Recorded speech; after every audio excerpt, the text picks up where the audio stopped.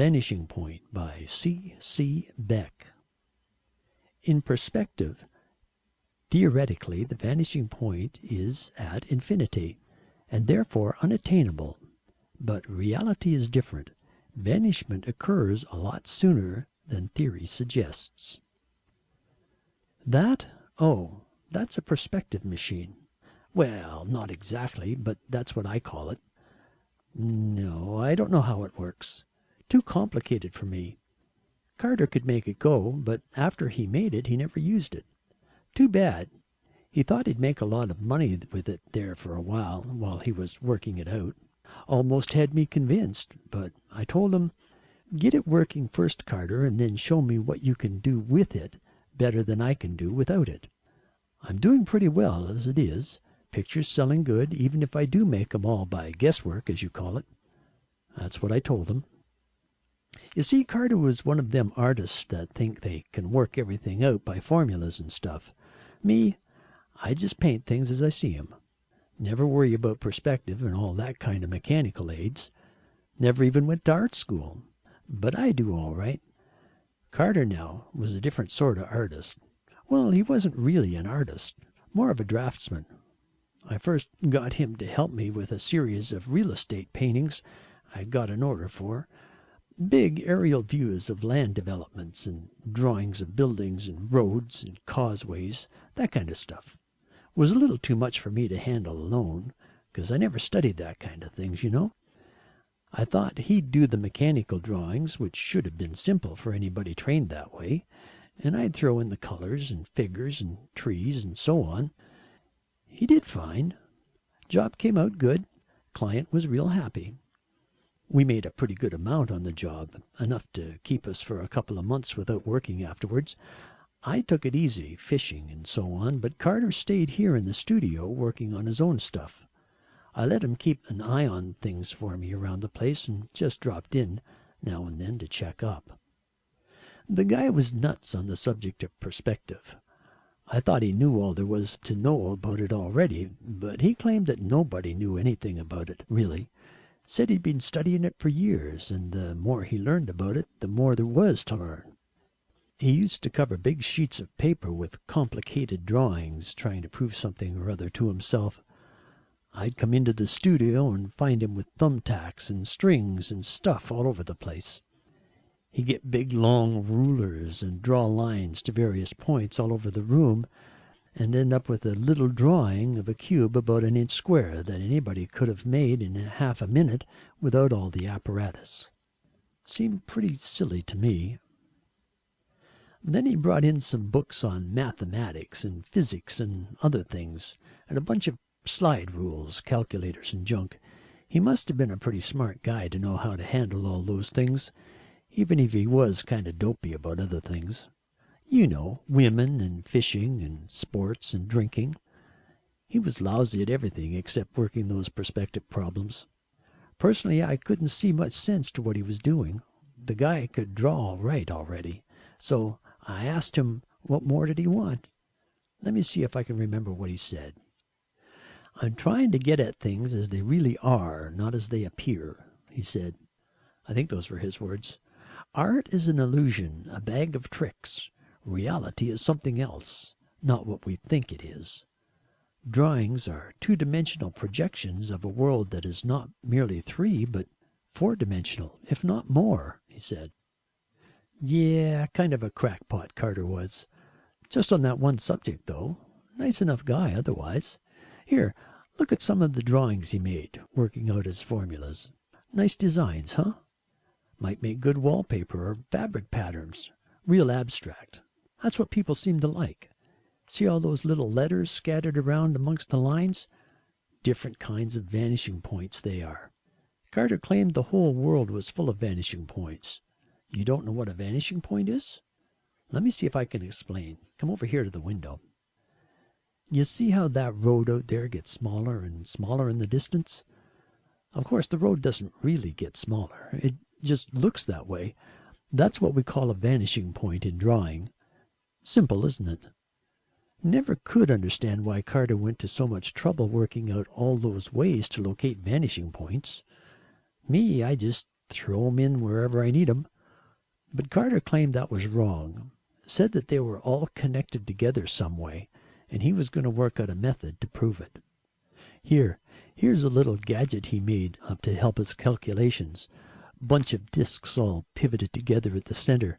You're supposed to turn them around so the arrows point at different figures and things. Here's a square root sign. I remember Carter telling me that. This one is a tangent function, whatever that means.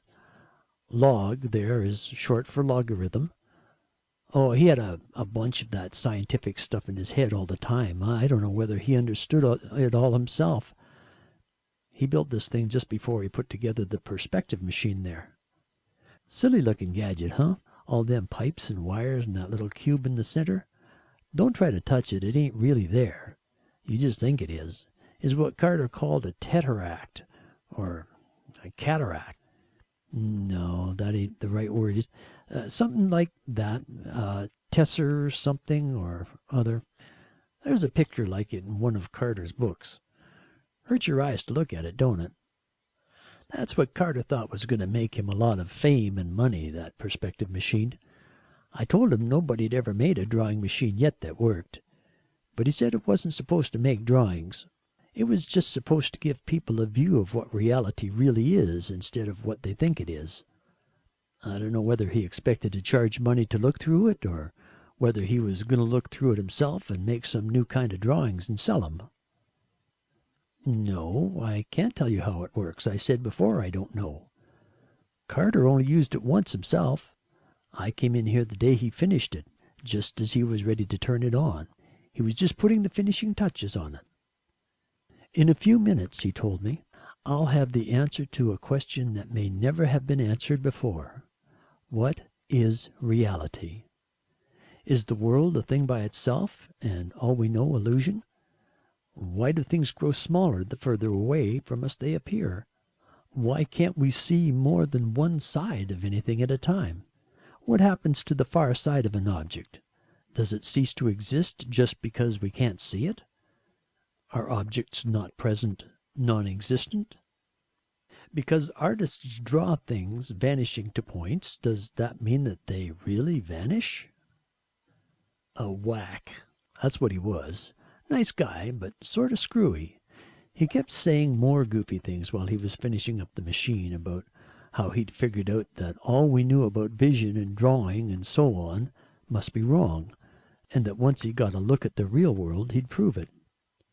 How about cameras, I asked him. Take a picture with a camera and it looks just about the same as a drawing, don't it? That's because cameras are built to take pictures like we're used to seeing them, he said. Flat, two-dimensional slices of reality without depth or motion. Even 3D movie pictures, I asked. They're closer to reality, he admitted, but they're still only cross-sections of it. The shutter of a movie camera is closed as much of the time as it is open. What happens in between the times it's open? You know, he went on, people used to think matter and motion were continuous, but scientists have proved that they are discontinuous. Now, some of them think time may be too. Maybe everything is just imaginary and appears to our senses in whatever way we want it to appear. We are so well trained that we see everything just as we are taught to see it by generations of artists and writers and other symbol makers. If we could see things as they really are, what might happen? We'd probably all go nuts, I told him. He just smiled. Well, here goes, he said. It's finished. Now, to find out who is right, the scientists and philosophers who say reality is forever unreachable, or the artists who say there isn't any reality, that we make the whole thing up to suit ourselves. He moved one of those pointers you see there, and squinted around at the different scales and dials, and then stepped back. That little Tessie thing appeared, real small at first, just a point. You could hardly see it. I couldn't see anything else happening, and thought he was going to do something else to the machine. I turned to look at Carter, and saw his face was white as a sheet. "Good God," he says, just like that. "Good God." That's all. "Well," I says to him, Who was right, the scientists or the artists? The artists, he sort of screeches. The artists were right all the time. There is no reality. It's all a fabric of illusion we've created ourselves, and now I've ripped a hole in that.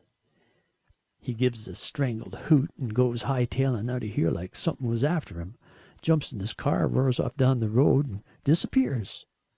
No, I don't mean he really disappeared. Are you nuts? Just roared on down the road till he got so small I couldn't see him no more. You know, the way things do when they go further and further away. Happens every day. That's what us artists mean by perspective. The machine? Well, I don't know what to do with it. If Carter ever comes back, he might not like my getting rid of it. I was thinking maybe I'd put it in the hobby show at the county fair next week, though. You notice how that funny-looking cube inside there gets bigger every time you look at it. There, it just doubled its size again, see? People at the fair ought to get a big kick out of that. No telling how big it'll get with all those people looking at it. But come on, let's go fishing. We better hurry or it'll be too late. The End of Vanishing Point by C. Beck.